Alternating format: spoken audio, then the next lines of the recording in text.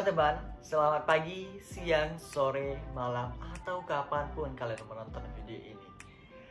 Perkenalkan, saya Muhammad Firdaus Saputra dan rekan-rekan saya yang nantinya akan ikut serta menjelaskan materi kali ini, yaitu Fitria Salsabila, Tini Mafdalena, Rakin Ahsan, Rafli Asyidik, dan Umar Satria.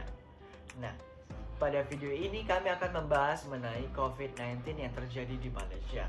Adapun beberapa hal yang menjadi fokus kami, yaitu vaksinasi, bisnis di masa pandemi, donasi di masa pandemi, serta pariwisata di masa pandemi. Ya, yuk dengar dan simak dengan seksama. Yang pertama kita akan membahas soal vaksin.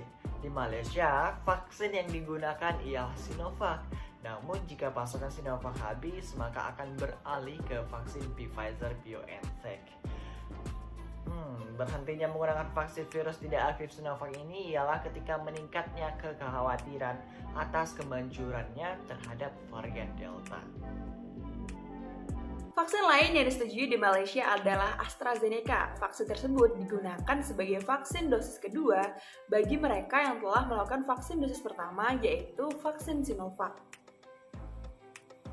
Malaysia juga siap melakukan suntikan booster atau vaksin dosis ketiga yang diprioritaskan untuk tenaga medis, individu dengan sistem gangguan imun, atau lansia dengan komorbid, atau mereka yang bekerja atau tinggal di fasilitas kesehatan jangka panjang.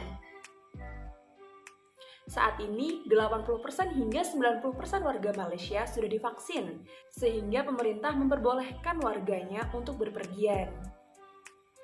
Pernah ada laporan bahwa vaksin AstraZeneca ini memiliki efek samping, yaitu trombositopenia. Tetapi pemerintah tetap melanjutkan program vaksinasi tersebut dengan vaksin jenis AstraZeneca. Lalu, bagaimana bisnis di Malaysia di era pandemi seperti ini? Ada beberapa usaha yang tutup selama pandemi atau permanen karena menghindari penularan virus corona dan juga diakibat lockdown dan memiliki efek domino pada rantai pasokan. Yang kedua, ada juga usaha yang mengalami penurunan hingga drastis sebab lockdown dan pengunjung yang berkurang. Selanjutnya, seperti bisnis otomotif yang penjualannya mengalami penurunan 88% Juli lalu dibandingkan dengan periode yang sama di tahun 2020 yang tembus 58.878 unit, ambrol jadi 7.086 unit saja pada tahun 2021 ini. Selanjutnya, ada juga usaha yang tetap buka, namun harus melakukan perizinan terlebih dahulu dan menerapkan protokol kesehatan yang kuat. Adanya larangan untuk beroperasi serta sulitnya mendapatkan izin, beberapa usaha juga mencoba untuk beradaptasi dengan cara beralih ke pengiriman online. Dan ada juga usaha yang membatasi pengunjungnya atau menghapus beberapa menu pada usahanya. Dari kejadian ini, pemerintah berencana melonggarkan kebijakan lockdown. Itulah beberapa tindakan bisnis yang terjadi di negara Malaysia saat masa pandemi seperti ini. Berbicara soal donasi, ada beberapa donasi ataupun bantuan yang ada di negara Malaysia saat masa pandemi seperti ini. Ada Lembaga Pengurus Bencana Negara atau NAMDA yang telah mendonasikan sekitar 61,1 juta ringgit yang telah disalurkan melalui bantuan khusus kehilangan pendapatan, bantuan khusus pengurus kematian, dan kepada Yayasan Kebajikan Negara untuk bakul makanan.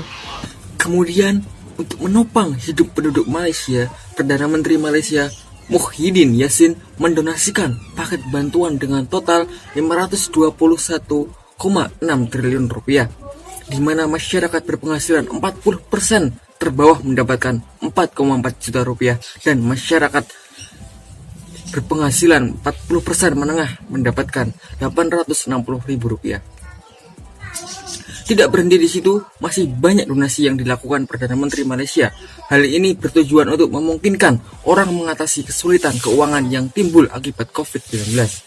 Adapun donasi untuk 17.000 pemandu wisata, 40.000 pengemudi taksi, 11.000 pengemudi bus sekolah, 4.000 pengemudi bus ekspres, serta 62.000 pengemudi e-hailing sebanyak 500 ringgit atau 1,7 juta rupiah.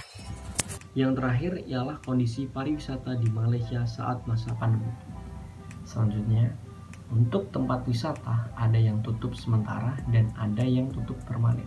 Sebab beberapa sektor wisata mengalami kerugian hingga lebih dari 100 miliar ringgit atau 346 triliun rupiah.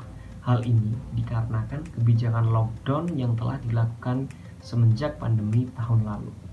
Selanjutnya, namun ada juga tempat wisata yang sempat dibuka saat ini seperti kebun binatang, situs bersejarah, museum, dan taman hiburan yang beroperasi.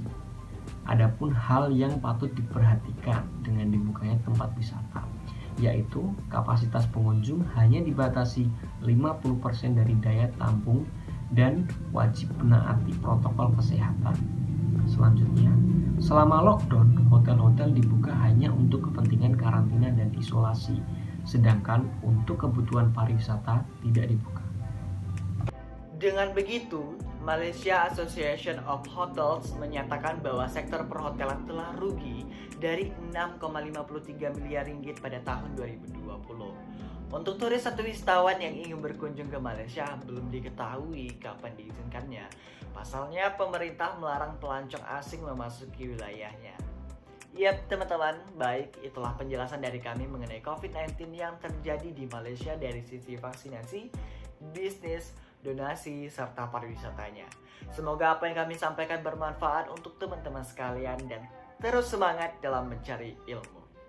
Saya, Muhammad Firdaus Saputra, mewakili rekan-rekan saya mengucapkan terima kasih dan sampai jumpa dan sampai ketemu di materi selanjutnya. See you!